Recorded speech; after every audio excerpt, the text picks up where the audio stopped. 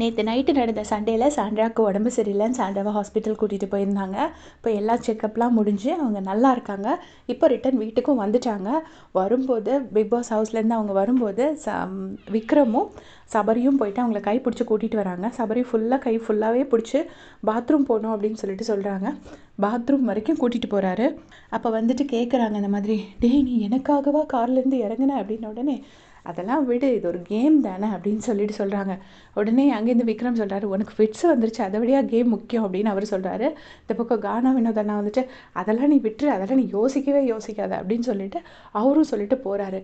அப்புறம் இவங்க மெதுவாக சபரி கை பிடிச்சி கூட்டிகிட்டு போகிறாரு. ஒரு தம்பி கூட்டிகிட்டு போகிற மாதிரி கூட்டிகிட்டு போகிறாரு. பாத்ரூம் வாசல் வரைக்கும் போயிட்டு உள்ளே அனுப்பிட்டு வெளியிலே நிற்கிறார். நான் இங்கே தான் நிற்பேன், நீ போயிட்டு வா அப்படின்னு சொல்கிறாரு. சாண்ட்ராக்கு அழுகையாக வருது. எவ்வளோ வார்த்தைகள், 1 2 1000 விஷயம் சொல்லியிருக்காங்க சபரி பற்றி. எவ்வளோ கேரக்டர் அசாசினேஷன், சபரி பிஆர் கால் பண்ணாங்கன்னு நிறைய விஷயம் சொன்னாங்க. இந்த பிஆர் விஷயந்தான் பேஸு, சண்டைக்கே பேஸு. அதனால தான் அந்த பிஆர்னு சொன்ன சபரி கமருதனில் ஒருத்தர் எந்த லெவலுக்கு போயிட்டாங்க, இன்னொருத்தர் இந்த லெவலுக்கு நிற்கிறாங்க இப்போ சாண்ட்ராக்காக. உண்மையிலே சாண்ட்ராக்கு அவ்வளோ கில்ட்டியாக இருக்குது. அவங்க ஃபேஸ் பார்த்தாலே தெரியுது. இப்போ நம்ம இப்படிலாம் சொன்னோமே, அவங்க மனசாட்சிக்கு தெரியும். ஏன்னா அவன் கூட இருக்கிறவனை அடித்து மேலே வர ட்ரை பண்ணுவான், எவ்வளோ வேணால் யாரை வேணால் இது பண்ணுவான் அப்படின்னு நிறைய சொல்லியிருப்பாங்க. கரியர்லலாம் என்ன பண்ணியிருப்பாங்கலாம் சொல்லியிருப்பாங்க. இப்போ கூட உட்காந்து சபரி விக்ரம் எல்லோரும் கொஞ்சம் நேரம் அவருங்க கூட பேசுகிறாங்க.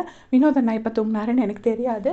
ஃபுல்லாக உட்காந்து பேசிட்டு இப்போது சொல்கிறாங்க, வரமாட்டாங்க திவ்யா, அரோராலாம் வரமாட்டாங்க, அரோராலாம் ஒரு காலம் வரவே மாட்டா, அங்கே தான் இருப்பா, இனிமேல் நம்ம படுத்து தூங்குவோம் அப்படின்னு சொல்லிட்டு திவ்யா பெட்டில் தான் படுக்க சொல்லியிருக்காங்க போல இருக்குது சாண்ட்ராவை. திவ்யா கேட்க போகிறேன், என் பெட்டில் படுத்திருக்கியா அப்படின்னு சொல்லிட்டு இருக்காங்க. சாண்ட்ரா சென்டரில் படுத்திருக்காங்க. இந்த பக்கம் ஒரு கட்டிலில் விக்ரமும், அந்த பக்கம் ஒரு கட்டிலில் சபரியும் அவங்களுக்கு சேஃப்டிக்காக 2 பேரும் சைடில் படுத்திருக்காங்க. பார்க்குறதுக்கே அவ்வளோ ஸ்வீட்டாக இருந்துச்சு. நேற்று அது நடந்தது எல்லாருக்குமே ஒரு ஷாக். யாருமே நைட்டு தூங்கியிருக்க மாட்டோம்னு நினைக்கிறேன்.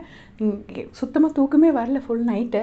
சும்மா பேருக்கு படுத்தது தான். இப்போ எந்திரிச்சு நான் பார்க்குறேன். இன்னும் இப்போ பார்த்தீங்கன்னா திவ்யா, அரோரா, சுபிக்ஷா 3 பேர் காரில் இருக்காங்க. எப்போ திவ்யா இறங்குவாங்கன்னு தெரியாது. பார்த்துட்டு அப்டேட் பண்ணுறேன். தேங்க்ஸ் ஃபார் வாட்சிங்.